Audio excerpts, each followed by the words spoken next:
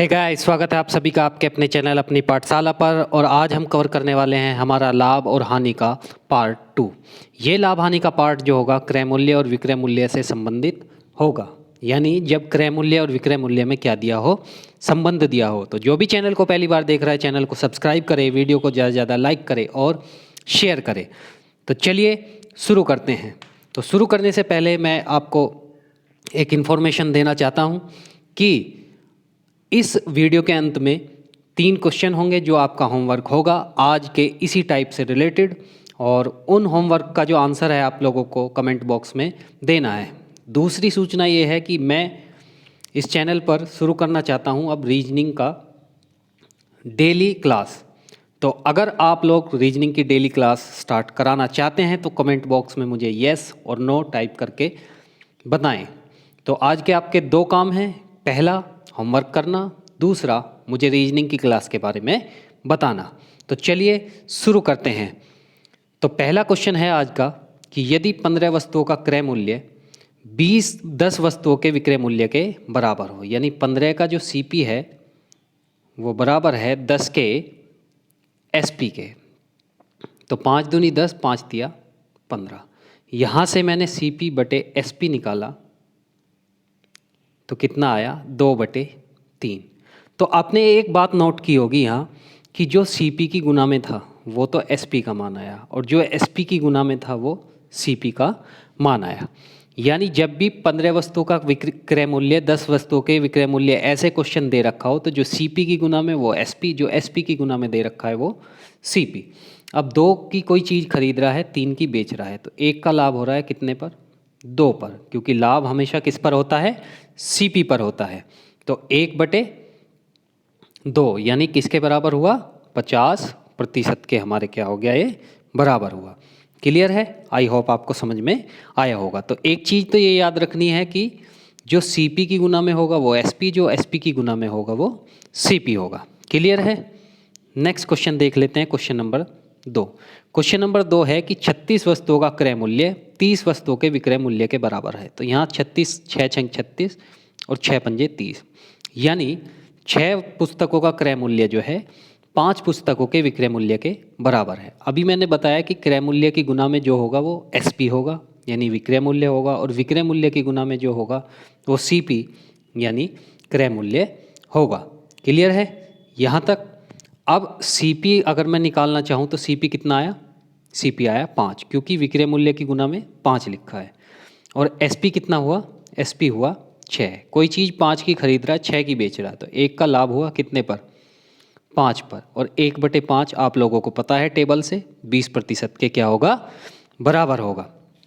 Clear है? Question number 3 देख लेते हैं आज का। क्वेश्चन नंबर 3 है कि 15 वस्तुओं का क्रय मूल्य 20 वस्तु के विक्रय मूल्य के बराबर है। तो 5 तिया 15, 5 चौक 20। तो विक्रय मूल्य की गुना में 4 लिखा हुआ है, क्रय मूल्य की गुना में 3 लिखा हुआ है, यानी सीपी कितना हुआ, सीपी हुआ 4, क्योंकि विक्रय मूल्य की गुना में 4 लिखा हुआ है। और एसपी कितना हुआ, एसपी हुआ 3। तो अब 4 की खरीद रहा है, 3 की बेच रहा है, तो यानी हानि हो रही है कितने की, 1 रुपये की, 1 यूनिट की। किस पर, 4 पर। तो 1/4 श्रेणी से देखेंगे तो श्रेणी से 25% के बराबर होगा। ठीक है? तो अगर आपने अभी तक वो श्रेणी की वीडियो नहीं देखी है तो यहाँ प्लेलिस्ट में लिंक मिलेगा, उसमें परसेंटेज टाइप 2 की जो वीडियो है उसको देखें, उसमें आपको श्रेणी से पूरा समझ में आएगा। क्वेश्चन नंबर 4 कर लेते हैं आज का। क्वेश्चन नंबर 4 है कि 24 सेबों का क्रय मूल्य 18 सेबों के विक्रय मूल्य के बराबर है। तो 6 चौक 24 और 6 तिया 18। यहाँ विक्रय मूल्य की गुना में 3 और क्रय मूल्य की गुना में 4 लिखा हुआ है। तो यानी सीपी जो है कितना आया, सीपी आया 3, और एसपी जो आया, एसपी आया कितना, एसपी आया 4। कोई चीज़ 3 की खरीद कर 4 की बेच रहा है, तो 1 का लाभ हुआ कितने पर, लाभ हमेशा सीपी पर निकलता है 1/3। 1/3 हम परसेंटेज में लिखते हैं तो कितना होता है, 33 सही 1/3%। आई होप आपको समझ में आ गया होगा। Question number 5। क्वेश्चन नंबर 5 है कि 20 कुर्सी का लागत मूल्य 16 कुर्सी के विक्रय मूल्य के बराबर है। तो लाभ का प्रतिशत ज्ञात कीजिए। तो 4 चौक 16, 4 पंजे 20, कितना 5 और 4। विक्रय मूल्य की गुना में कितना लिख रहा है 4, और क्रय मूल्य की गुना में कितना लिख रहा है 5, यानी CP कितना हुआ मेरा 4 हुआ, और SP जो है कितना हुआ मेरा 5 हुआ। कोई चीज़ 4 की खरीद रहा है, 5 की बेच रहा है, तो कितने का लाभ हुआ 1 का, कितने पर 4 पर, कितना हुआ 25%।